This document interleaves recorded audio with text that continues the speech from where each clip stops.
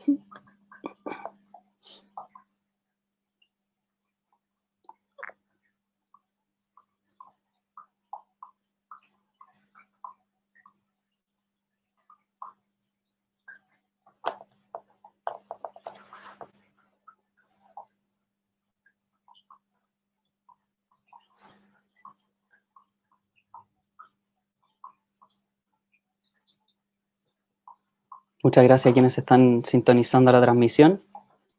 Ya en unos minutos vamos a empezar.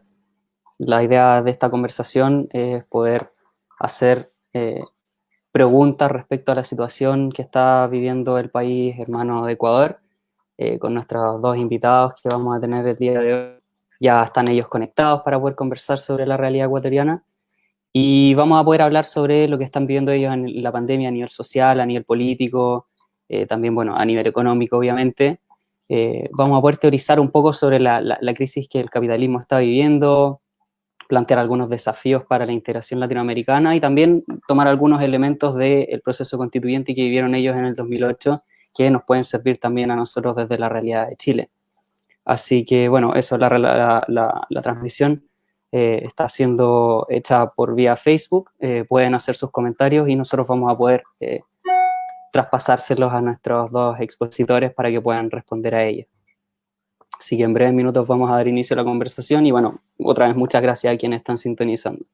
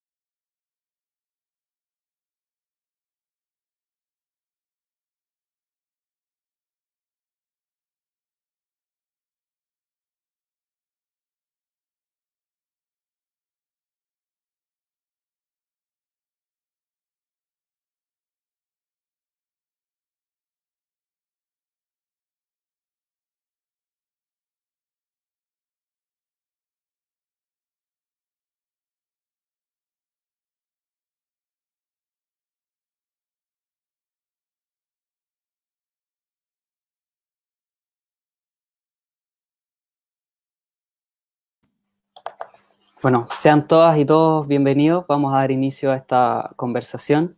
Esta es la segunda charla de un ciclo de conversaciones que hemos estado teniendo con liderazgos jóvenes de la región. Bueno, al igual que la semana pasada, tuvimos la posibilidad de poder contar con la participación de dos compañeros que nos hablaron de la realidad argentina. Esta vez vamos a tener el agrado de poder contar con dos compañeros del país de Ecuador.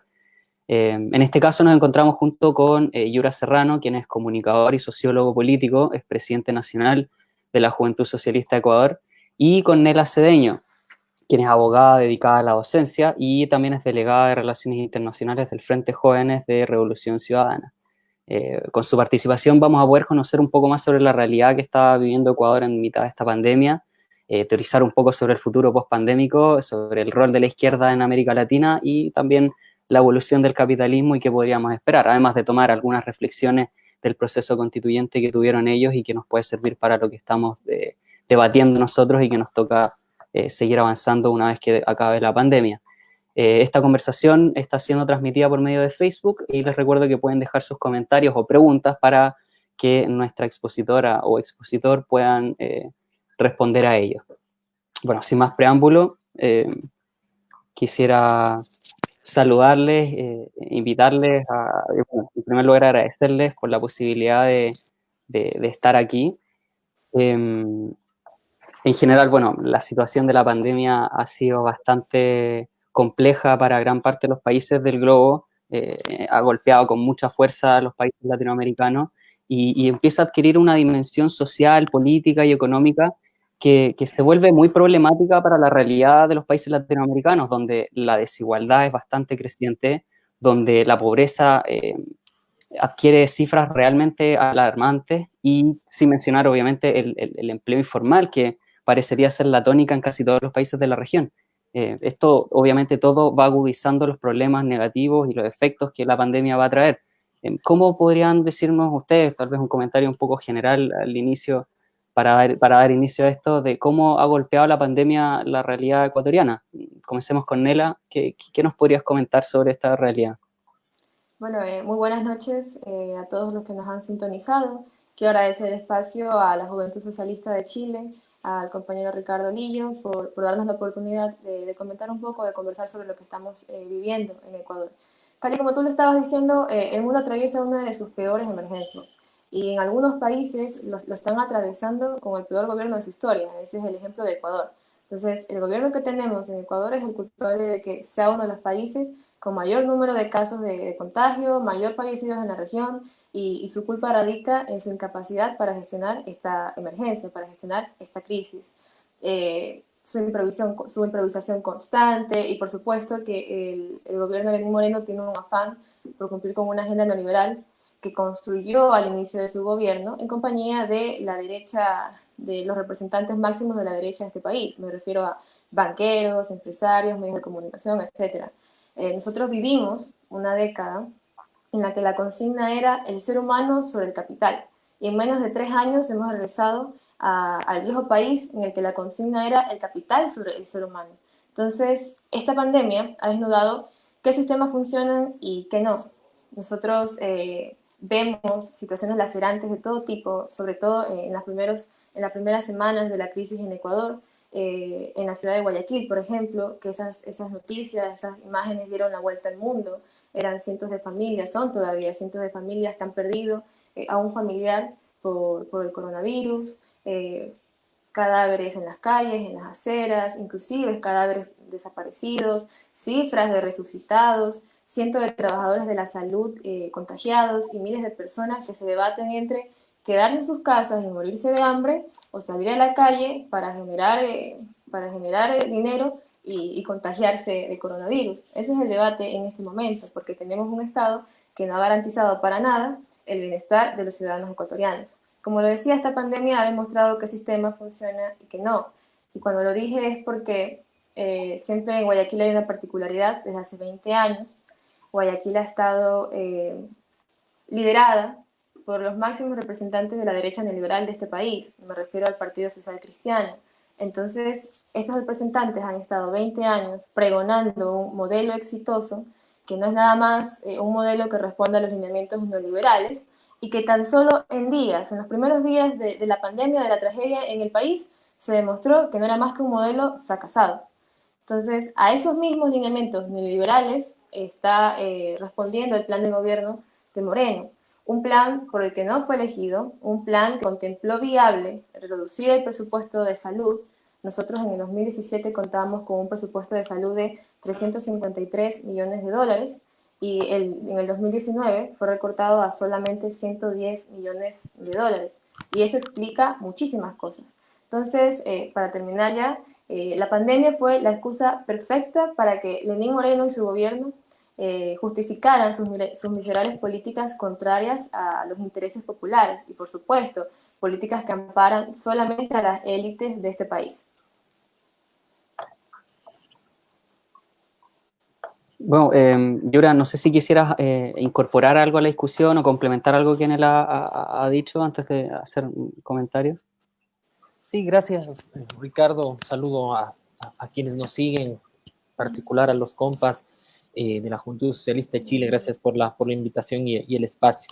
Yo creo que Nela ha planteado de alguna manera elementos que aparecen a todas luces cuando se revisa el impacto de la pandemia en nuestro país respecto a tres dimensiones concretas. Yo solo añadiría, digamos, algunos puntos muy precisos. Uno, que en términos sanitarios y sociales, el impacto de la pandemia en el Ecuador es profundamente, digamos, negativo, ha afectado profundamente a la sociedad ecuatoriana. Solo en cifras oficiales de las cuales la población no confía porque el gobierno ha evidenciado su poca capacidad de aplicar métodos, digamos, científicos que en otros países se han evidenciado como lo más oportuno dentro de lo que cabe en la gestión de la pandemia. Solo en cifras oficiales se calculan por sobre los 30.000 contagios y 3.000 muertos, aun cuando ya solo en la ciudad de Guayaquil se estima que estarían rodeando los 10.000 muertos en términos más aproximados. Obviamente la principal zona de afectación ha sido Guayaquil, lo ha dicho ya Nela, no es casualidad que en una ciudad gobernada no por 20, sino por 30 años, desde una perspectiva profundamente neoliberal, se tengan los efectos que se han tenido, donde ha primado una política de lo privado por sobre lo público, del capital por sobre el ser humano, hayan estos efectos. Los servicios de salud han quedado profundamente desbordados, sin capacidad de respuesta. Y como en el resto de países del mundo también, obviamente no es que solo en el caso ecuatoriano la sociedad ha recibido con mucha incertidumbre, con desconocimiento de cómo procesar esta pandemia, los efectos del virus, pero sí con poquísima orientación clara desde las autoridades. En términos económicos, Ecuador es un país en el que el 60% de su población económicamente activa se encuentra en el sector, digamos, de la economía informal. Esto es, aquellas personas que trabajan vía el cuentapropismo y que obviamente a través de su iniciativa particular obtienen los medios materiales para su subsistencia. Esto quiere decir que medidas como el llamado aislamiento social han sido poco efectivas en términos de resguardar a la población del contagio.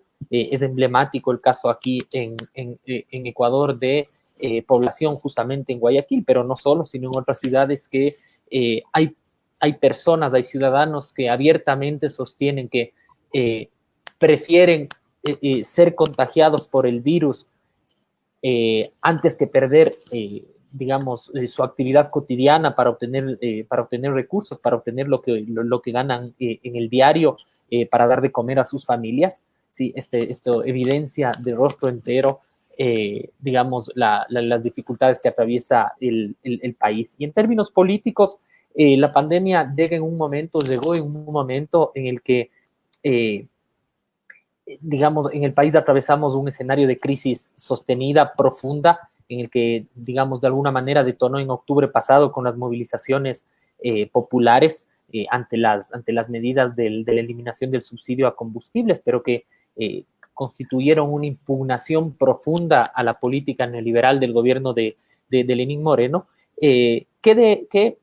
digamos, esta impugnación constituye también una evidencia, un develar el bloque de poder que está alrededor de Moreno. Moreno no es, digamos, un actor político relevante en términos de acción política, de que tenga un proyecto propio. Bien lo ha dicho Nela, se distanció, traicionó el proyecto político porque fue electo, pero él más bien aparece como un intermediario de un bloque de poder, del retorno del bloque oligárquico del poder.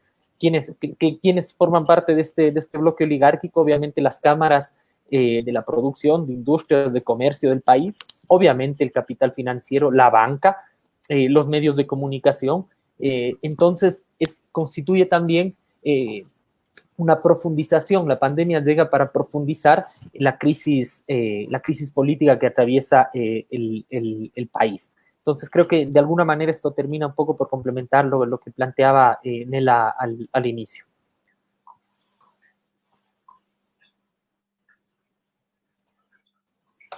Bueno, evidentemente en todo esto, lo que ambos están mencionando, se puede evidenciar cómo la pandemia ha un poco desnudado las contradicciones del capitalismo y dando como resultado al final estos problemas sociales, económicos y políticos que mencionamos. Poniendo como en tela de juicio qué sistema al final funciona y qué sistema no funciona, como decía Nela. Y dentro de toda esta situación pandémica surgen una serie de interrogantes y mucha incertidumbre respecto a qué es lo que va a terminar sucediendo.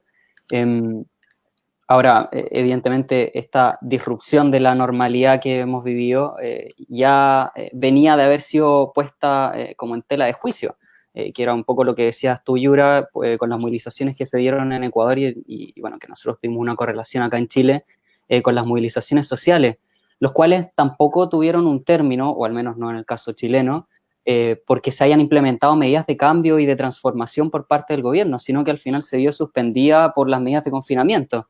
Y que, sin embargo, es posible evidenciar cómo ahora las medidas de respuesta del gobierno frente a la crisis sanitaria se insertan en una profundización del modelo que dio origen a la movilización social. Acá en Chile lo hemos podido evidenciar el día de ayer y el día de hoy, donde se han dado múltiples protestas a lo largo del país, con una movilización bastante fuerte en el Bosque, en Villa Francia, en la misma comuna donde yo vivo, hubo enfrentamientos en la noche, y a lo largo del país, en otras regiones, también se dio una tónica similar.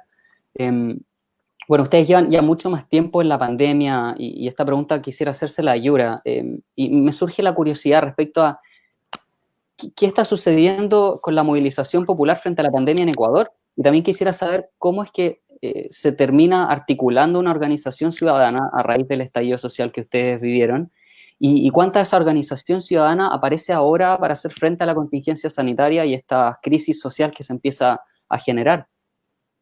¿Yura? Creo que es bastante oportuna la interrogante. A ver, hay un proceso de movilización popular que se está activando o que se está reactivando de alguna manera, porque tiene mucho que ver con lo ocurrido en octubre y con lo que ha representado la deriva neoliberal y autoritaria del gobierno de Moreno, que obviamente ante el escenario de confinamiento, ante el escenario de un estado de excepción que se ha aplicado en el país por efectos de la pandemia, ha condicionado este ciclo de movilización y de activación popular, que efectivamente existe. Ahora, yo no creo que eso implique necesariamente que hay una organización ciudadana, digamos, efectivamente consolidada que se moviliza. Y esto por varios aspectos. Uno, lo que representó el ciclo movilizatorio de octubre, digamos, que tuvo un carácter transversal, popular, que superó, si se quiere, este clivaje de correísmo, anticorreísmo que está impregnado en nuestra actividad política y social en el país, donde hubo un actor protagónico que fue el movimiento indígena, pero donde también muchos otros sectores se sumaron. A diferencia de ese momento, yo creo que hoy día, por las medidas, como se ha dicho, de confinamiento, de vigencia del estado de excepción, no hay una organización, una articulación ciudadana bastante más consolidada pero sí hay un malestar que empieza a verse ya en las calles. Hace una semana empezó, por ejemplo, el movimiento estudiantil, jóvenes a movilizarse por los anuncios de recorte del gobierno de Moreno en el sistema universitario. Estos recortes que ascienden hasta casi $100 millones, pero en general los recortes para el sistema de educación en el país superan los $300 millones, cifra similar a la que se canceló al inicio de la crisis por la pandemia por causa de deuda externa, es decir, el gobierno de Moreno decidió priorizar el pago de deuda externa antes que atender la emergencia sanitaria que estábamos atravesando. Esto provocó malestar y esto ha hecho que obviamente la población se movilice. Han sido los sectores estudiantiles, han sido los sectores de los profesores, de la educación pública que se han movilizado y que obviamente empiezan por, digamos, desde el día de ayer, desde a pocos días atrás, a generar también que se activen otros sectores sociales que ven de alguna manera acentuada la contradicción ante este gobierno por la aprobación, esto es fundamental, de dos leyes llamadas aquí en el país de carácter económico urgente, que vienen de alguna manera a terminar el ajuste en el país. Por un lado, una ley que impone rigor fiscal al Estado, a contramano de lo que va sucediendo en el mundo, por ejemplo, donde el Estado tiene un retorno importante para atender esta pandemia. En el Ecuador se ha decidido imponer reglas fiscales de austeridad, a condicionar el gasto social, ¿no es cierto?, a primar el equilibrio de cuentas por sobre la planificación nacional orientada a un paradigma de desarrollo, esta ley llamada de ordenamiento de las finanzas públicas, y por otro lado, una mal llamada ley de apoyo humanitario que venía para atender los efectos específicos de la crisis, en donde el núcleo de esta reforma, de esta ley, es la reforma laboral. Es precarizar las condiciones del mundo del trabajo, en donde obviamente se facilita para que el sector empresarial, el sector privado, impulse procesos de despido y de precarización del mundo del trabajo. Entonces, esto obviamente ha causado mayor efecto para que la población quiera movilizarse. Y hoy día, fresquito, de manera bastante reciente, el último anuncio del presidente Moreno en que vuelve a dar un golpe contundente al sector público al recortar el 25% del salario para los servidores públicos, a vender, a liquidar empresas públicas, a vender activos públicos. Entonces es un golpe contundente, digamos, a la estabilidad de la población y obviamente aquella más vulnerable, entendiendo que el Estado obviamente sirve como paraguas y como defensor de la población más expuesta en las condiciones de esta pandemia. Por todo esto se avisora que la movilización popular vaya en crecimiento en el país, en condiciones, como lo he manifestado, de un estado de excepción y de aislamiento físico. Han existido ya episodios de represión policial, ¿sí? En días pasados en la ciudad de Guayaquil hubo movilizaciones y hubo represión a quienes se habían movilizado. Entonces, obviamente lo que se presenta es un escenario de precarización general de la vida y de contestación popular aún en condiciones de aislamiento y de estado de excepción.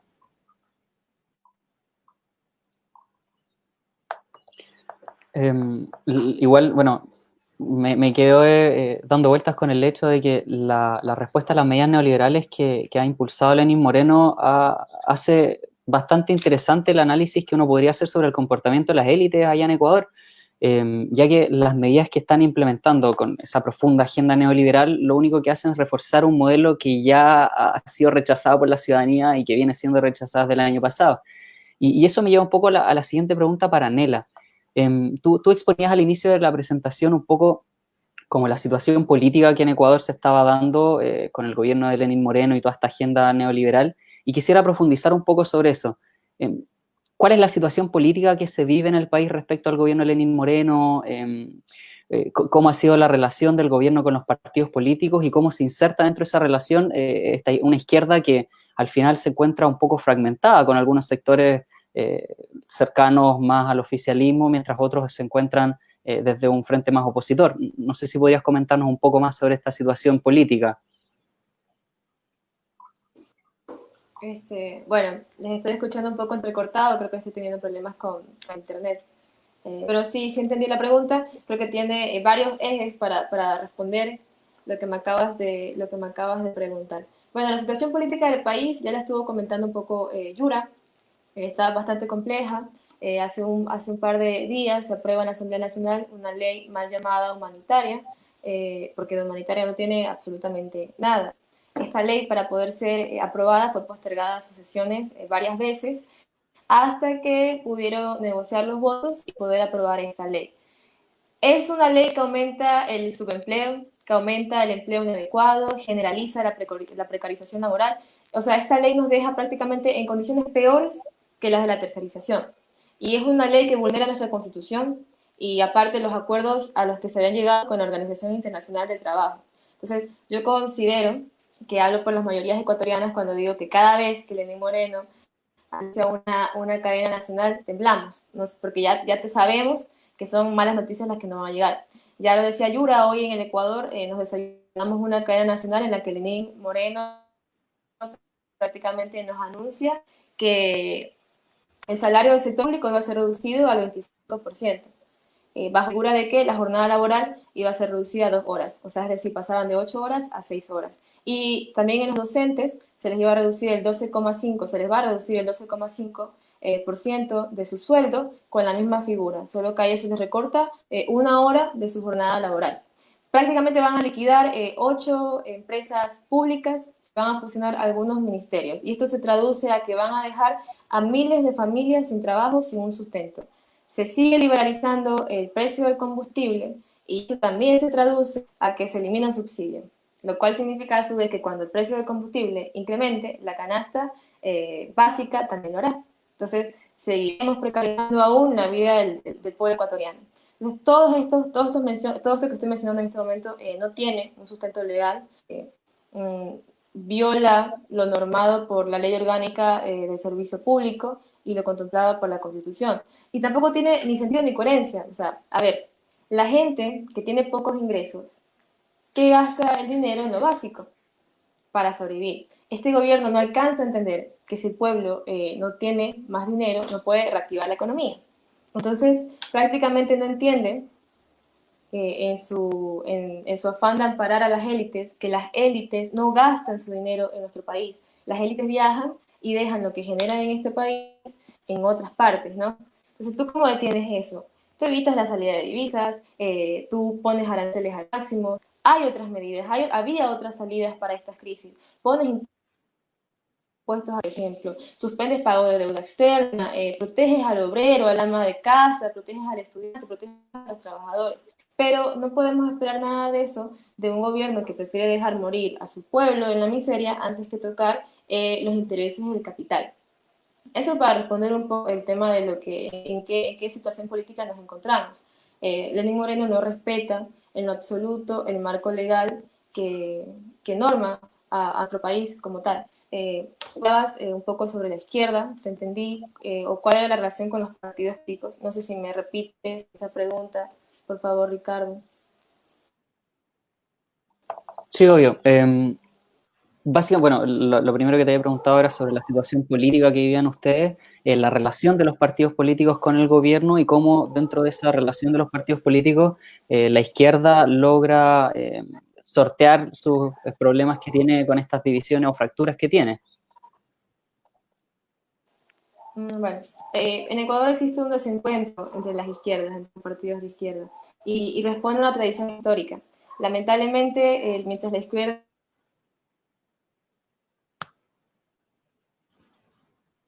Creo que te perdimos.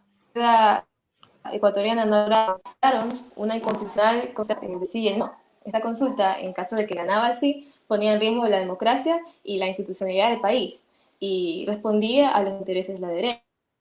Aún así hubieron partidos de izquierda que apoyaron abiertamente esta consulta por el sí y cumplieron su cometido. Él sí ganó y eso de muchas maneras explica por qué estamos como estamos.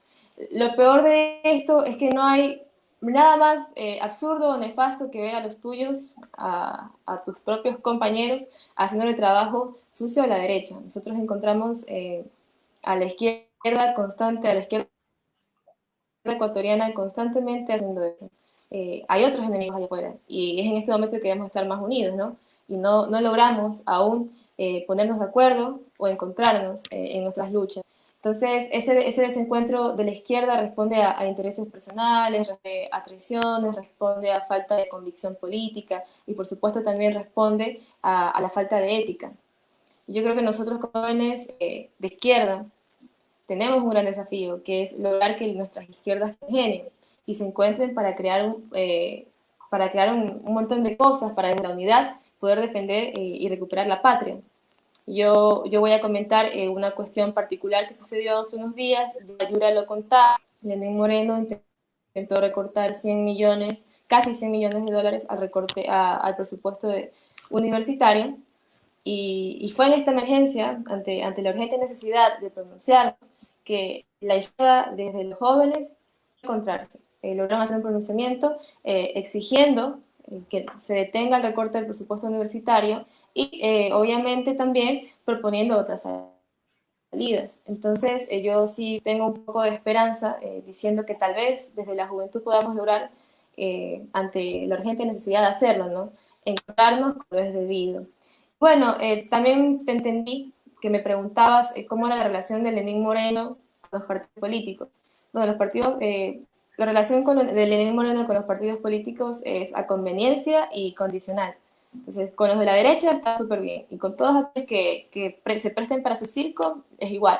Pero, por ejemplo, nosotros como movimiento político, como Revolución Ciudadana, ha tratado de desarmarnos un sinnúmero de veces y desde muchos mecanismos. Primero nos quitaron Alianza País. Recogimos firmas para constituir un nuevo movimiento llamado Maná, también no funcionó, nos inhabilitaron las firmas. Todo esto con el objetivo de que no pudiéramos participar en las elecciones seccionales, en las elecciones locales. Al final pudimos hacer una alianza, pudimos participar de último minuto en estas elecciones. Sabiendo que somos la mayor fuerza electoral en este momento del país, inhabilita a Rafael Correa, con un caso que de justo y legal no tiene absolutamente nada, más bien genera vergüenza. Entonces, ¿por qué? Porque lo acusan de una cosa, pero termina sentenciando por otra. Entonces, el gobierno de Moreno, el gobierno de las libertades, el gobierno del diálogo, solo ha representado eso prácticamente para sus cómplices, para los compinches de sus fechorías.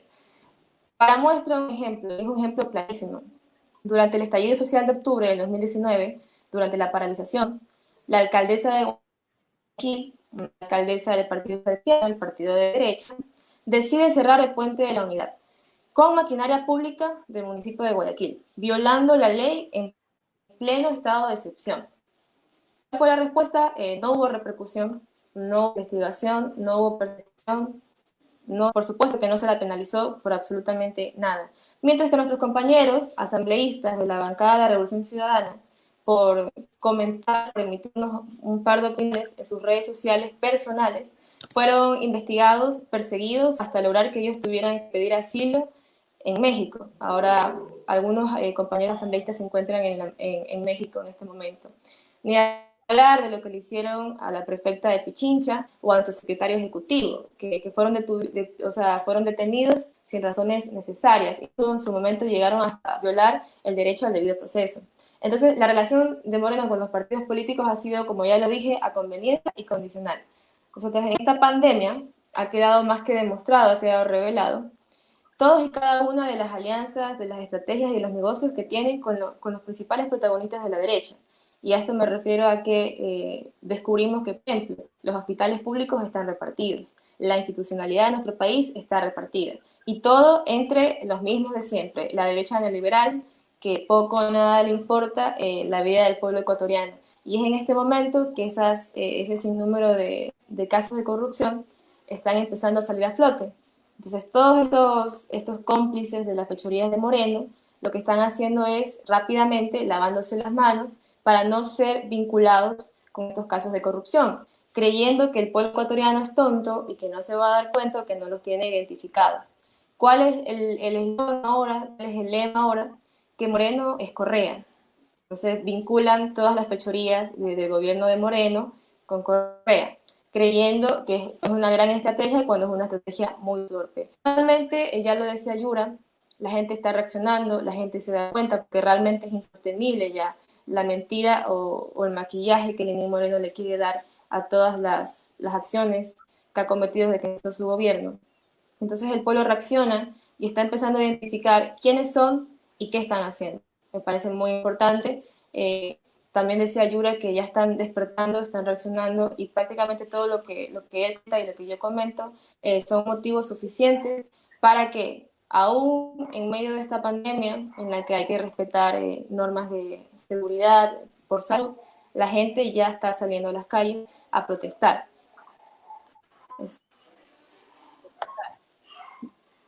Bueno, concuerdo completamente con lo que señalabas al inicio, de esa necesidad de que la izquierda pudiese actuar de forma coordinada, especialmente frente a este riesgo, o más que riesgo, a este giro neoliberal que ha tenido el gobierno y que resulta súper problemático, dado los efectos de precarización que va generando y a la dificultad de poder conseguir acuerdos políticos de unidad para responder a la crisis. Bueno, antes de continuar, quisiera comentarle a las personas que se han ido sumando a la transmisión que el día de hoy nos encontramos conversando sobre la realidad de Ecuador, junto con Yura Serrano, quien es presidente de la Juventud Socialista de Ecuador, y Nela Cedeño, la encargada internacional del Frente de Jóvenes de la Revolución Ciudadana. Les recuerdo que pueden dejar sus reflexiones, comentarios o preguntas en la caja de comentarios acá de este video. Y bueno, quisiera volver contigo, Yura, para hacerte la siguiente consulta. Bueno, a medida que ha ido avanzando la pandemia, vamos evidenciando cómo más esta crisis global se transforma en una crisis del capitalismo. Algunos han estado pregonando un poco un cambio del modelo, mientras otros sostienen la idea de que el neoliberalismo probablemente no sufra cambios y va a ser similar a lo que sucedió con la crisis del 2008. Pero evidentemente creo que no se puede negar de que el capitalismo sí está teniendo ciertos cambios o sí se está viendo al menos en tela de juicio y que ha dado origen a una serie de múltiples teorizaciones y respecto a varias cosas, el rol del Estado frente al mercado, una vuelta del estado de bienestar, cambios en el comportamiento social, una mayor participación, menor consumismo. Y quisiera preguntarte, como más en concreto, ¿tú transitará el capitalismo por una tormenta que podría esperarse que salga, de la cual salga pronto? ¿O nos enfrentamos ya más bien a una potencial transformación del modelo? Obviamente, probablemente no le vayamos a dar respuesta a esta pregunta en estos breves minutos, pero sí al menos nos permite adentrarnos un poco en esta teorización que a veces le hace mucha falta a la izquierda, especialmente la latinoamericana. Gracias, Ricardo. Sí, creo que es una, digamos, una inquietud que de alguna u otra forma todas las organizaciones de izquierda tenemos la obligación de abordarla, que sin duda no podemos llegar a una respuesta sencilla, pero que constituye parte de nuestra naturaleza también de la acción política, que es entender de manera sensible, acertada, fina, si se quiere, las condiciones por las que estamos atravesando. Yo quiero retomar, digamos, una frase que fue popularizada por el filósofo Zizek, pero que pertenece a Jameson, que la planteaba en el contexto del escenario posterior a la caída del muro de Berlín, en donde el neoliberalismo se terminaría erigiendo como el proyecto global hegemónico que aún es. Y él planteaba que es más fácil imaginar el fin del mundo que el fin del capitalismo. Y que si bien no comparto ese pesimismo, creo que al día de hoy resulta bastante acertado para lo que estamos atravesando. Es decir, la pandemia nos lleva a pensar inclusive de manera catastrófica en el fin de la especie humana antes que en una alternativa en términos de organización social, económica y política de la civilización, digamos en términos alternativos al capitalismo. Obviamente la pandemia ha expresado una crisis del proyecto contemporáneo del capitalismo, que es la globalización, pero creo que desde la juventud tenemos que, o no podemos ser presa de ese pesimismo del que fueron víctimas de alguna manera generaciones pasadas a las nuestras, que vivieron, por ejemplo, los procesos de dictadura, que vivieron la caída del muro de Berlín, esa izquierda que de alguna manera adolece la derrota como parte de su ADN. Yo creo que más bien la juventud tiene que reivindicar a través de las experiencias que hemos visto en manera contemporánea, pero también por aquellas atravesadas a lo largo de la historia. Es decir, es imposible no visitar el caso chileno y la victoria del socialismo de manera democrática. Creo que sí tenemos que asumir el compromiso de pensar primero y construir también alternativas que movilicen a la ciudadanía, que se conviertan en opciones efectivas de poder, que sean sostenibles en el tiempo y que sobre todo trastoquen el sentido común neoliberal. ¿Sí? Creo que este es un conjunto, digamos, súper pretencioso de un horizonte en el que tenemos que caminar y en el que tenemos que involucrarnos las juventudes políticas progresistas. Bueno, ¿cómo conseguir un poco este horizonte? Creo que fundamentalmente tenemos que entender mejor el mundo del trabajo en nuestros días. Si bien la contradicción fundamental sigue siendo la del capital con el trabajo, no creo que se pueda seguir sosteniendo lecturas de hace 50 o 100 años porque de alguna manera las condiciones y las formas han cambiado. Un claro ejemplo es qué posición tiene el campo progresista, por ejemplo, ante el paradigma del emprendedurismo que se ha posicionado fuertísimo en nuestra sociedad y que nos plantea a esta manera, de alguna forma individual de realización y de éxito en la sociedad contemporánea. Creo que tenemos que tener una respuesta, una lectura más fina sobre esto. ¿Por qué la importancia, por ejemplo, por qué reivindicar también el trabajo asalariado, que en su debido momento significó el fortalecimiento del vínculo común con lo colectivo? Porque a través de ello, de alguna manera, se pueden asegurar condiciones dignas de vida para todas y todos, lo que significó finalmente el proyecto de los estados de bienestar en Europa hace algunas décadas. Con el caso, digamos, creo que también pasa el desafío por traducir de manera más nítida en términos tanto de discurso como de propuestas de política pública, los principios que de alguna manera guían nuestra agenda política ideológica, que son la justicia, la igualdad y la libertad. Existe el riesgo, yo creo, que en este escenario que estamos atravesando de pandemia, que haya un desequilibrio entre estos tres elementos, ¿sí? En que quizá pensemos que el asunto de la libertad en términos individuales esté por sobre principios como la justicia y la igualdad, y que esto nos lleve a escenarios en donde, por ejemplo, la brecha social se termine expandiendo a causa de que, por ejemplo, el apuro que tienen ciertos sectores de la economía, ciertos sectores privados y empresariales con el desconfinamiento, porque prime la libertad de empresa por sobre, por ejemplo, la igualdad para la defensa de la vida. Entonces creo que tenemos que apuntalar también una forma más nítida, como lo decía, para equilibrar estos tres elementos que constituyen la agenda, una agenda socialista, una agenda también progresista. Con el caso ecuatoriano, para terminar, creo que estamos viendo que justamente el Estado no se ha fortalecido y más bien va a contramano de las dinámicas globales. Creo que lo hemos graficado bastante bien con Nela en los minutos anteriores, mientras en Europa, mientras en Asia, mientras también aquí en Latinoamérica hay un retorno de la mirada y del ojo, inclusive desde las vertientes más escépticas con el Estado, como aquellas liberales. En nuestro país, digamos, aquí en Ecuador se ha impuesto una receta bastante ortodoxa, bastante reaccionaria, bastante, digamos, desprestigiadora de lo público.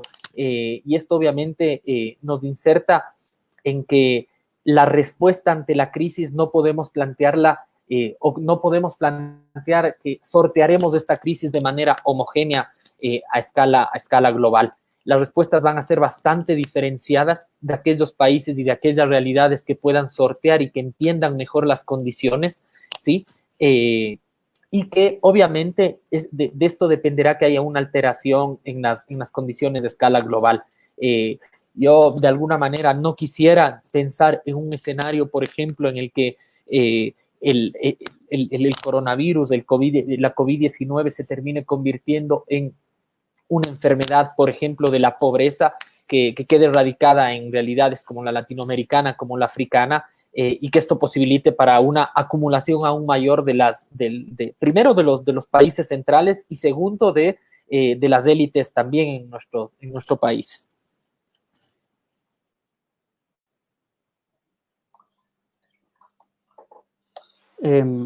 Bueno, lo que mencionabas, eso de esta doble crisis que vive el capitalismo, donde aparece esta crisis económica por un lado, que se inserta dentro de esta crisis pandémica, ha hecho surgir lo que mencionabas, que se han puesto en cuestión muchos conceptos que habían permanecido inmaculados durante las últimas décadas y dados por automasía, como por ejemplo la globalización, pero que ahora están siendo profundamente cuestionadas. Y eso me lleva a la siguiente pregunta que quisiera hacerle a Nela. Vemos cómo la derecha neoliberal latinoamericana ha dejado en evidencia con su salida de la UNASUR y el desinterés de articular espacios de cooperación fuera de los que giren en torno a Venezuela, que no está en sus planes ni en la agenda neoliberal fortalecer espacios de integración regional. Podríamos pensar tal vez de que ahí existe un nicho para que la izquierda de la región pudiese pugnar por una solución de cooperación para salir de la crisis, en especial en un escenario donde pareciera que por primera vez después de mucho tiempo Estados Unidos estaría mirando más a su propia casa que a América Latina, y también en una disputa geopolítica global donde aparece una China con mucha presencia dentro de la región disputándole una hegemonía a Estados Unidos. Pero quedándonos en el tema de la integración latinoamericana, ¿qué riesgos y oportunidades crees que surgen para la integración latinoamericana en esta crisis pandémica? Nela.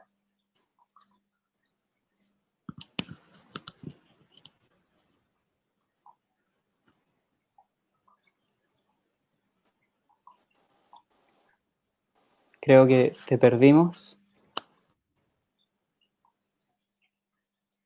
Aló, Nela, ¿nos escuchas bien?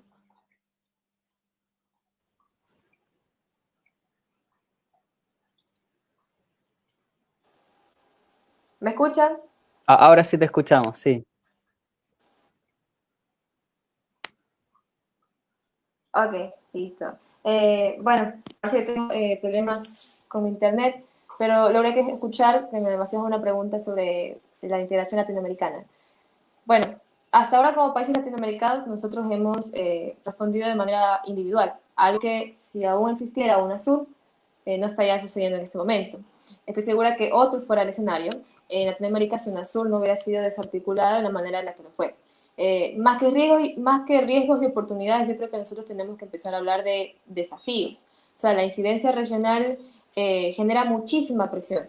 Y en un momento en el que nosotros necesitamos incomodar, esa presión internacional logra hacerlo, logra incomodarlo. Voy a darles un ejemplo. Al principio de la crisis en Ecuador no se quería o transparentaba las cifras de contagio y de fallecidos. No fue sino por la presión internacional que se ejerció sobre el gobierno ecuatoriano que se empezó a hacer transparentes con sobre contagiados y fallecidos. Esa fue una de las batallas que ganamos tan solo con un poquito de unidad. Entonces yo creo que en este momento, más que hablar de riesgos y de oportunidades, hay que hablar de desafíos. Es momento de la unidad regional para poder activar dinámicas de cooperación, técnicas, académicas, económicas, que nos ayudarán a solventar y mitigar los efectos de la crisis que nos está generando esta pandemia del COVID-19. Hay una diferencia ideológica sobre cómo vamos a salir de esto. Hay una diferencia entre izquierda y derecha porque proponen diferentes enfoques para salir de esta crisis económica que estamos atravesando en este momento y que se va a recrudecer en el futuro, en unas semanas o en unos meses. Desde la izquierda se entiende que quienes producen, quienes empujan, quienes rescatan la economía son el trabajador, es el obrero, es el ama de casa, es el estudiante, mientras que desde la derecha siempre será la empresa privada, siempre será el banquero. Y la historia un sinnúmero de veces nos ha hecho entender que no es así. Y me remito al feriado bancario. En el feriado bancario precisamente fueron los banqueros, fue la empresa privada de este país, fue la derecha neoliberal la que nos dejó como nos dejó en el 99, la culpable de que tuvimos que dolarizarnos. Y fueron los migrantes, fueron los trabajadores quienes rescataron económicamente al país. A mí sí me gustaría puntualizar algo. Hay una diferencia entre dos teorías de Keynes y de Friedman. Keynes decía que hay que garantizar el empleo promoviendo la producción y el consumo nacional, mientras que Friedman decía que había que rescatar los capitales grandes y que apenas se recuperan esa inversión, había que recortar gastos, flexibilizar empleo para pagar menos. Entonces, ahí hay una marcada diferencia de cómo piensa la izquierda y cómo piensa la derecha. Y esto me lleva a un ejemplo puntual. Cuando nosotros en la región analizamos cómo ha manejado, cómo han manejado los gobiernos de derecha la crisis, encontramos un pésimo manejo de la crisis. Pero cuando revisamos cómo ha manejado el gobierno de izquierda de esta crisis, encontramos un excelente manejo de la crisis. Y voy a dar ejemplos puntuales. Estoy hablando de Alberto Fernández en Argentina y Nicolás Maduro en Venezuela. Remitámonos a las cifras que ellos nos han demostrado en este momento que tienen durante la pandemia. Ahora remitamos a las cifras de Brasil con Bolsonaro y a las cifras de Ecuador con Lenín Moreno, y cómo ha funcionado esta agenda neoliberal, esta agenda de derecho en estos países. Entonces, el desafío nuestro como región es, primero, unirnos y segundo, empezar ya después de la unidad a generar un debate de cómo nosotros, desde la unidad, vamos a poder solventar o mitigar efectos. Yo creo que es una cuestión de enfoques, nosotros tenemos que darle el mejor de los enfoques, porque es el momento preciso para demostrar cuál es la diferencia entre izquierda y derecha y de qué lado de la historia estar.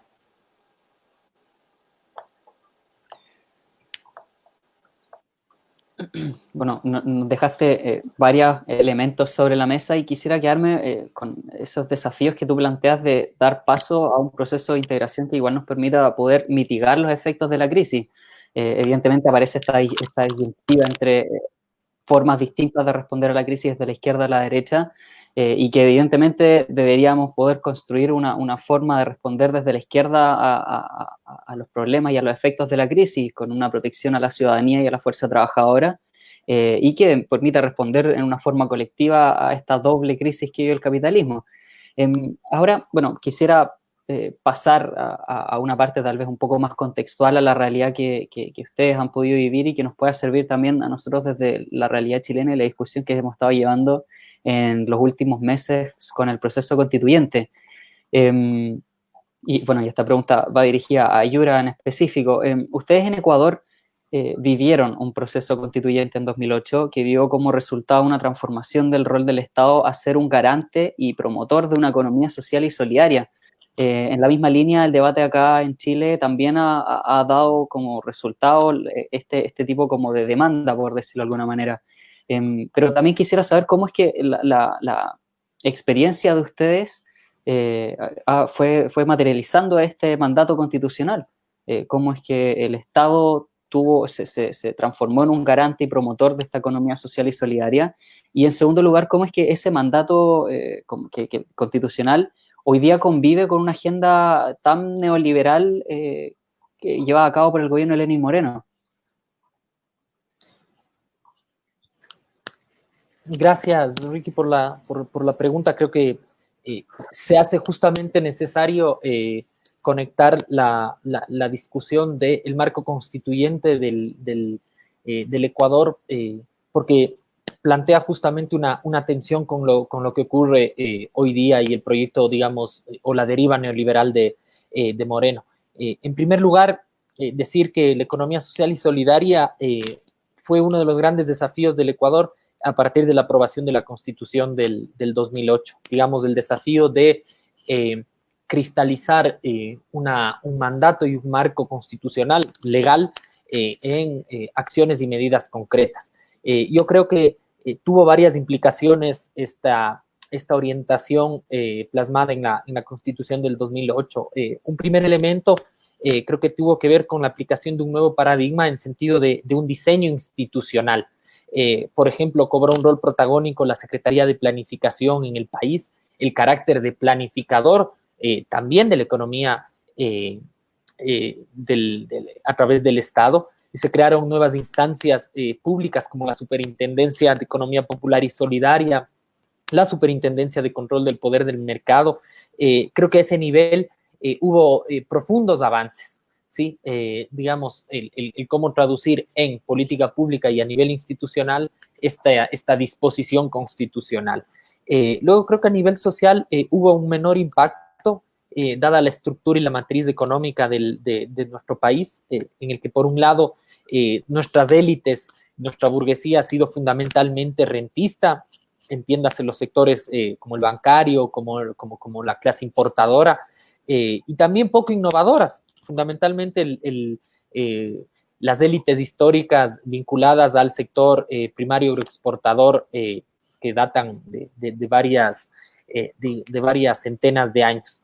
Estos sectores no han sido capaces de impulsar un proceso de industrialización por un lado y de fortalecimiento del mercado interno, y peor aún introducir al país a un nuevo escenario, háblese de la economía del conocimiento o nuevos paradigmas, digamos, también de acumulación material más contemporáneos. En esas condiciones creo que la relación entre el Estado y el sector privado se hizo bastante tensa. Por un lado, decíamos, esta avanzada institucional que hubo desde el sector público, y por otro lado este inmovilismo del sector privado, y que hizo poco fértil para cristalizar una transición económica en el país, que abandone, por un lado, esta dependencia que tiene el Ecuador del modelo extractivo, ¿sí? La dependencia del petróleo fundamentalmente, y que por otro lado posibilite una redistribución profunda de la riqueza con nuevos sectores de la economía fortalecidos. Hablábamos de sectores secundarios, sectores también de servicios y del tercer sector. En ese sentido, claro, el modelo económico de la Constitución queda de alguna manera flotando. Yo creo que se hicieron muchas cosas en los 10 años de gestión de gobierno de la Revolución Ciudadana. Creo que quedaron colgadas muchas cosas también. Y por otro lado, para ir respondiendo la segunda interrogante que planteabas, creo que una cosa es la coexistencia entre el modelo establecido en la Constitución y la arremetida neoliberal que vivimos hoy en día, que esto no quiere decir necesariamente que convivan. Una cuestión es que coexista un marco normativo puntual, específico, un horizonte también en ese sentido, y por otro lado, la dimensión, digamos, más contingente y política de la administración pública. Yo creo que hay coexistencia, pero no hay convivencia. Es evidente que no pueden convivir un proyecto neoliberal con un proyecto, digamos, de redistribución material planteado en la Constitución del Ecuador en 2008. Es justamente esta tensión, que coexistan, pero la imposibilidad a convivir, lo que ha provocado, digamos, el ciclo movilizatorio del último tiempo en el Ecuador. Moreno, de alguna manera, ha desmontado de facto todo el modelo constitucional en el que el Estado guardaba una fuerte presencia en la actividad económica, esto que hablábamos inicialmente, por ejemplo, reducciones de las instituciones públicas, limitación de los alcances de las superintendencias planteadas, de la misma entidad de planificación nacional. Como decíamos, han impuesto, por ejemplo, reglas de equilibrio fiscal dictadas por el Fondo Monetario Internacional, en donde también se planteaban en el país reglas claras respecto a las relaciones laborales. Hoy se impulsan, como lo decíamos, condiciones de precarización. En ese sentido, creo que hay una tensión profunda entre la Constitución y el gobierno que se reflejará en el siguiente escenario electoral. Yo quiero insistir en esto, más allá de cuestiones particulares o personales de las que se pueda hablar y de las que pueda haber diferentes posturas, por sobre esta cuestión de carácter personal, creo que hay una cuestión de carácter político y social. Moreno gobierna con el plan, digamos, con el plan justamente de gobierno que no fue votado en las urnas, por el que no ganó, por los sectores sociales que no le apoyaron, ¿sí? Y esto obviamente constituye, yo creo, una contradicción muy presente, marcada de la vida política del país, que justamente de aquí a un año se verá reflejada en las elecciones que tendremos. No, con lo que estabas diciendo, reafirmo lo relevante que es la experiencia que ustedes tuvieron en Ecuador, porque es un proceso constituyente que en general desde la realidad chilena no tiende a hablarse mucho y que tiene elementos muy relevantes, ya que coexiste o coincide con muchos planteamientos que aquí se han estado barajando a lo largo de la discusión. Y por lo mismo quisiera seguir ahondando un poco en esto para ya empezar a darle un poco término a esta larga conversación que hemos tenido, para preguntarle a Nela lo siguiente. Bueno, acá en Chile gran parte de la discusión que hemos estado llevando ha girado en torno a los pueblos indígenas. Ustedes en su constitución consagraron el reconocimiento a la autodeterminación de los pueblos indígenas, lo que les permitió devenir en una robusta organización que pudo verse reflejada en las movilizaciones del año pasado, donde el movimiento indígena se transformaba en un articulador de la movilización. ¿Cómo es que, bueno, en primer lugar, cómo es que termina entramándose la visión indígena en esta arquitectura constitucional de Ecuador? Y en segundo lugar, ¿podríamos pensar en que el cambio de constitución permitió fortalecer la organización de las comunidades indígenas y potenciar un poco el rol articulador para la movilización social que tuvieron? Y si también pudieras comentarnos brevemente a lo largo de la respuesta, ¿cuál fue el rol que cumplió el movimiento indígena en la protesta social para quienes no tengan ese elemento sobre la mesa? ¿Nela?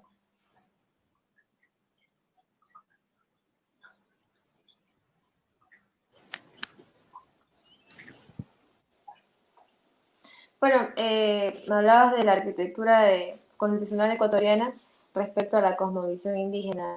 Para construir la constitución, para consolidar los derechos de los pueblos indígenas en la constitución ecuatoriana, se planteó construir una constitución en el 2008 desde el enfoque de la cosmovisión indígena summa causa, que significa buen vivir. Que se traduce esto en vivir en comunidad, un convivir, se entiende que no puede existir una vida al margen de la comunidad. Entonces, en ese contexto, por ejemplo, se materializan diferentes formas de solidaridad, de igualdad, de respeto a la naturaleza. Tenemos un ejemplo clave para entender de qué manera influyó la construcción de la Constitución con este enfoque de la cosmovisión andina, summa causa. Por ejemplo,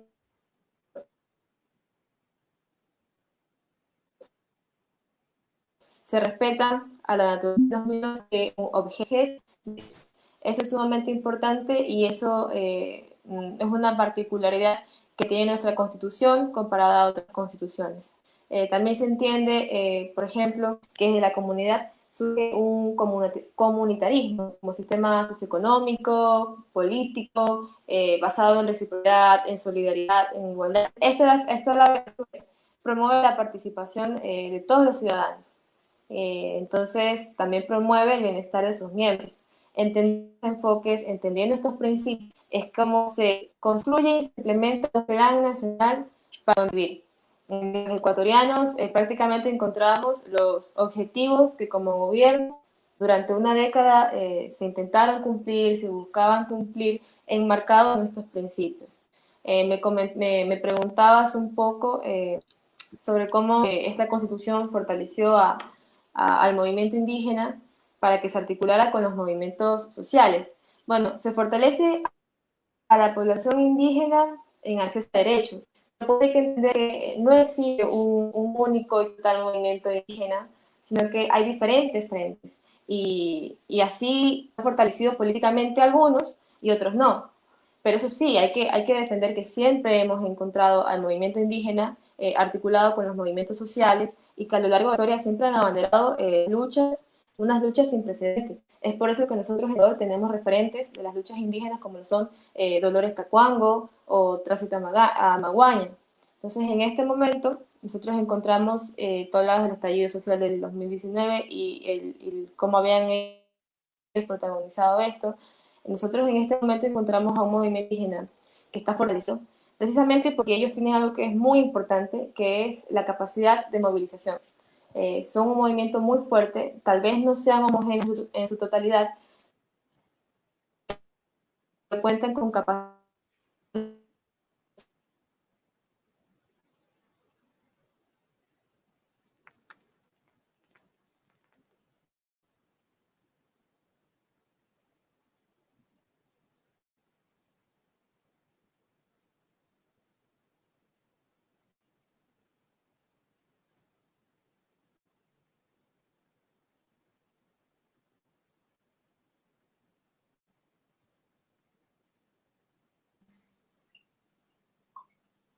Hola, Nela, creo que no se te fue la conexión de internet porque no te estamos escuchando.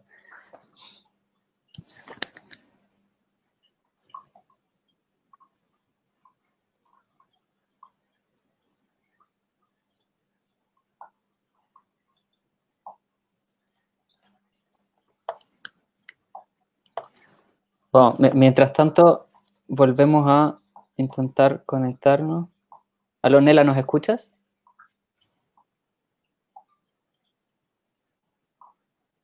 No, no te escuchamos. No sé si será...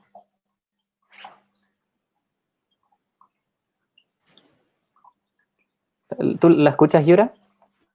No, no lo escucho. Perfecto, entonces no soy solo yo por lo menos. Bueno, mientras tanto, Nela no, intenta solucionar el problema del Internet para seguir respondiéndonos a esta pregunta. Quisiera comentarles a quienes están aquí en esta transmisión que estamos conversando junto con Yura Serrano, quien es presidente de la Juventud Socialista de Ecuador, y con Nela Cedeño, la encargada internacional del Frente de Jóvenes de Revolución Ciudadana, para hablar un poco sobre la realidad ecuatoriana. Hablamos sobre la situación social que se estaba viviendo en el contexto de movilización que ellos atravesaron durante el año pasado, similar a lo que sucedió acá en Chile. Pudimos hablar sobre la situación política que ellos han estado atravesando, la relación de los partidos políticos, la situación o la prospección que uno podría hacer, o la proyección que uno podría hacer sobre el capitalismo, hablar sobre la relación de la integración regional latinoamericana, y ahora nos encontramos hablando sobre ciertos elementos que podrían servir a la discusión chilena sobre la nueva constitución, de elementos que hayan estado presentes dentro de la constitución ecuatoriana en su proceso que vivieron durante el año 2008. Creo que ahora te tenemos otra vez, Nela. No sé si nos escuchas, no sé si te escuchamos ahora.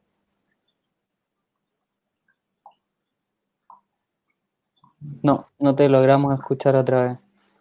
Uf, qué lamentable.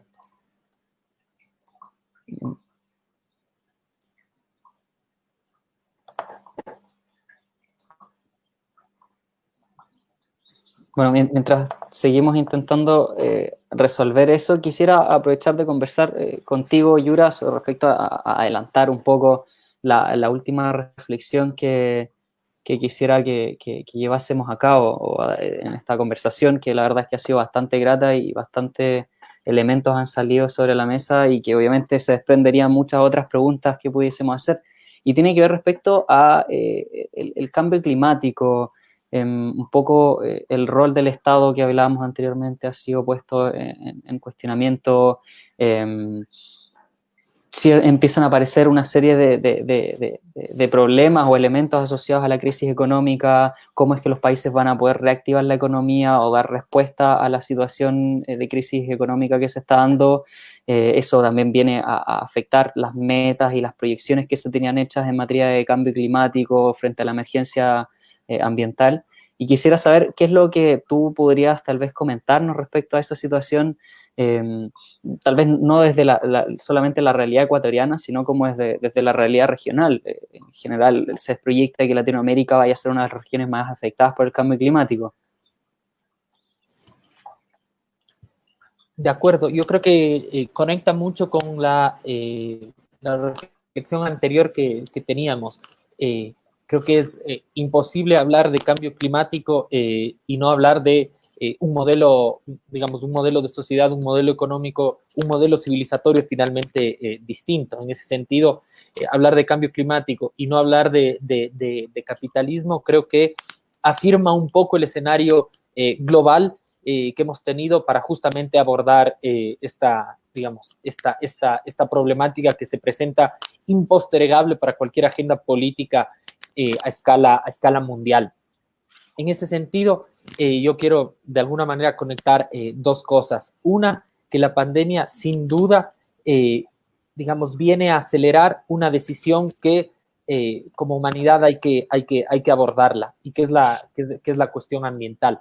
Seguimos insistiendo por salidas de carácter cosmético y de forma en cuanto a las respuestas concretas ante los escenarios de depredación ambiental y de cambio climático, que se inscriben dentro de la misma lógica del capitalismo, las largas salidas hace varios años del capitalismo verde, por ejemplo, se evidencian a todas luces como incompletas, como reformatorias de una cara del capitalismo que se hace insostenible.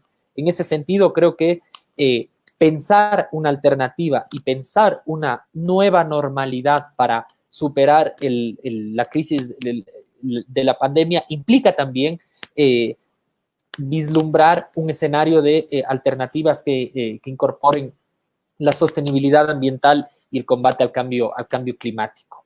Yo creo que no es azar que las respuestas de los principales líderes políticos a escala global impliquen estas dos dimensiones. Es decir, ante el negacionismo de países como los Estados Unidos, vemos los efectos que está teniendo justamente la crisis de la pandemia. En fin, lo que se presenta es una crisis civilizatoria que requiere un proyecto civilizatorio distinto. En ese sentido, como decíamos antes, no basta, por ejemplo, con regresar la mirada al Estado, sino qué tipo de Estado queremos tener, y obviamente implican que tengamos que plantear cuestiones de sostenibilidad y de transición energética, de transición de matrices productivas ancladas a, por ejemplo, los recursos no renovables, los recursos ligados a las energías fósiles, al petróleo, del que muchos de nuestros países a escala regional han acentuado sus configuraciones estatales y económicas, y que por ende pensar en alternativas de sostenibilidad tienen que pasar por, alternativas de transición en este sentido. Yo creo que ahí se evidencia los límites que también tuvieron nuestros proyectos llamados progresistas de escala regional, que si bien plantearon en términos teóricos y en términos políticos alternativas para ese escenario, y creo que al momento de cristalizar queda la gran deuda. En conclusión, creo que abordar el problema del cambio climático requiere vincular a un eje transversal, a un eje conectado de un horizonte civilizatorio distinto. Yo creo que ahí hay que llevar la discusión. Creo que países, digamos, de carácter bastante más neoliberal, como el ecuatoriano, pero también como el caso colombiano, como el caso chileno también de estos últimos años, es una discusión a la que obviamente no quieren adentrarse, porque la pandemia está siendo utilizada como una coartada también para acentuar lógicas de acumulación y no para solventar problemáticas más sostenidas.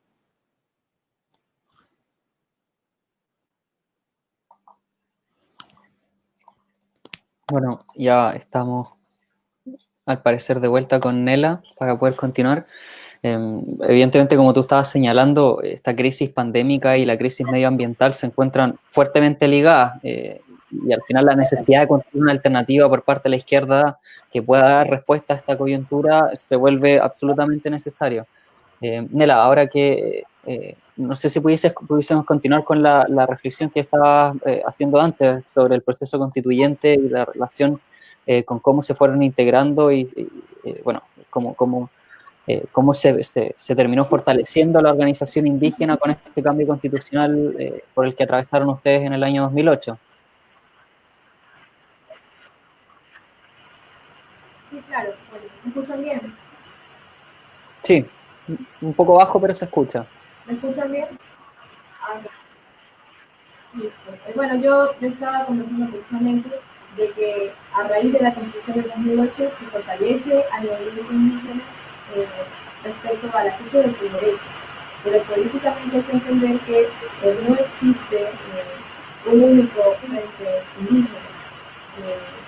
Y aparte de eso, que algunos de ellos se fortalecen políticamente y otros no, a raíz de la Constitución del 2008. Hay que entenderlo así, como que no se ha metido un frente del movimiento indígena, sino que hay varios de ahí. Entonces, ciertamente, siempre hemos encontrado al pueblo indígena, al movimiento indígena articulado con los movimientos sociales. A lo largo de la historia ellos han generado luchas sin precedentes. Entonces encontramos ahí referentes indígenas importantes como Lorenzo Cuango o Francisco Maguayo.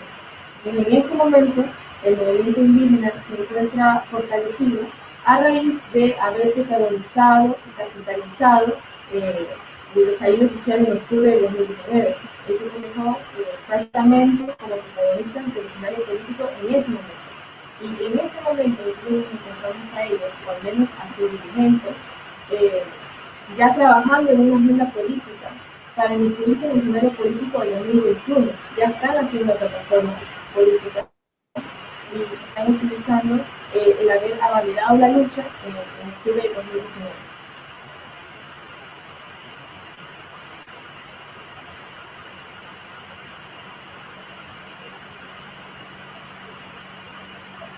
No, muchas gracias. Entre medio del ruido de fondo logré apreciar al menos la respuesta de lo que estábamos hablando y evidentemente la experiencia que ustedes tuvieron con el movimiento indígena sirve para que nosotros podamos ahora también llevar a cabo la discusión sobre la situación, el proceso constituyente y la integración y el reconocimiento de los pueblos indígenas. Bueno, ya llegamos a la etapa final, digamos, de esta conversación que hemos tenido. Ha sido una conversación de verdad bastante grata y como decía anteriormente, hay muchas reflexiones que tal vez pudieron haber quedado en el aire o preguntas que podrían haberse dado para hacer aún más larga esta conversación. Pero pudimos contar completamente con ustedes para hacer este ejercicio un poco teórico y completamente formativo sobre la realidad que están viviendo ustedes en Ecuador y pensar y teorizar un poco el mundo de la post-pandemia y la pandemia actual. Quisiera agradecerles a Yura y a Nela y darles la posibilidad de dar tal vez unas últimas palabras, algún comentario o reflexión como para dar cierre a esta conversación. Yura. Gracias, Ricardo. Nada, creo que sin duda se pueden quedar algunas cosas en el aire. Agradecer por el espacio, creo que es fundamental que las izquierdas progresistas, las izquierdas juveniles podamos conectar al menos de escala regional para de alguna manera compartir y poner sobre la mesa elementos que estamos atravesando, elementos que pueden ayudar a entender y que obviamente forman parte de nuestro ADN como organizaciones y como sujetos políticos. Es decir, no basta con entender la realidad, que creo que es lo que estamos haciendo aquí. Esto tiene que provocar, sin duda alguna, una acción política más concertada y obviamente más conectada con lo que estamos pasando. Nada, eso, desear lo mejor a ustedes como organización política juvenil, a su partido, a las fuerzas progresistas en Chile, que digamos, una vez superado este complejo escenario que estamos atravesando ahora con la pandemia, puedan encaminar de la manera más positiva y efectiva el proceso constituyente en Chile. Desde acá vemos con mucha esperanza. Chile ha sido un referente histórico para nosotros en muchas cosas. También se ha afirmado esto de manera más reciente con esa potencia movilizadora de los últimos tiempos, y que eso termine por provocar una constitución mucho más democrática para transformar la realidad de ese país hermano. Eso, extenderles un saludo. Muchas gracias por la invitación. Bueno, muchísimas gracias por tus palabras. Nela, no sé si quieras agregar algo.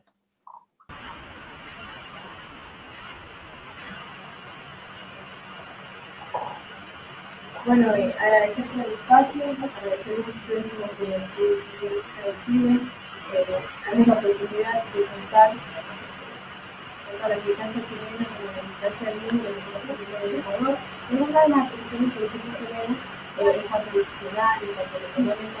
Siempre es importante generar unos tipos de espacios en los que podamos discutir y debatir con un enfoque juvenil, lo que estamos viviendo y cómo prepararnos en que vamos a vivir en el futuro. Me gustaría aprovechar también el espacio para comentarles que nosotros, en el Frente de Jóvenes de la Revolución Ciudadana, entendemos que hay que aterrizar mucho en las exigencias y las deseos.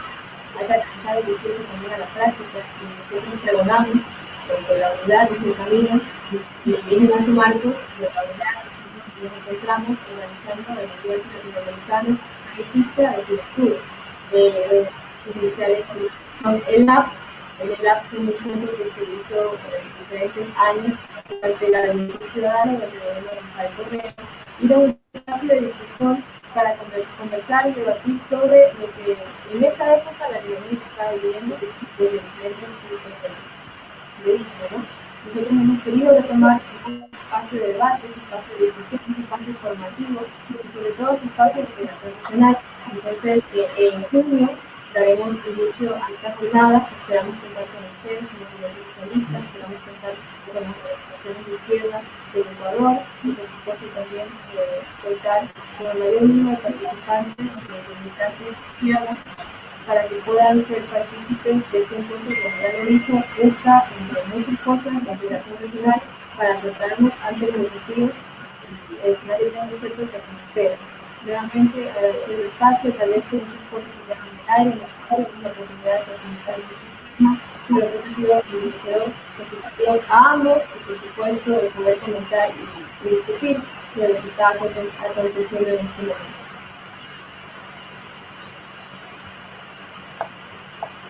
Justamente como decías, el desafío es grande y hay muchas cosas que tal vez pudieron haber quedado en el aire, tal vez muchas cosas que podrían haberse profundizado más, pero el simple hecho de hacer este ejercicio ya le da un valor a este proceso que deberíamos empezar a entrar como izquierda para poder dar respuesta a estas y otras coyunturas que requieren de nuestra atención y de nuestro trabajo militante. Bueno, habiendo agradecido a nuestra compañera y a nuestro compañero, nuestros hermanos de Latinoamérica, quisiera dar cierre a esta conversación agradeciendo al equipo de la Secretaría Internacional de la Juventud Socialista por este trabajo que hemos estado realizando tanto la semana pasada como esta semana.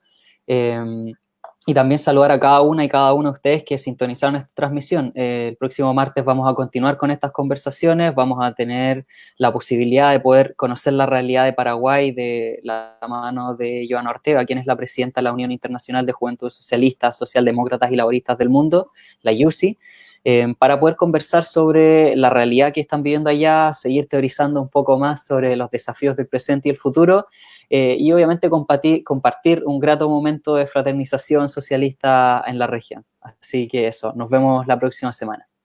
Chao.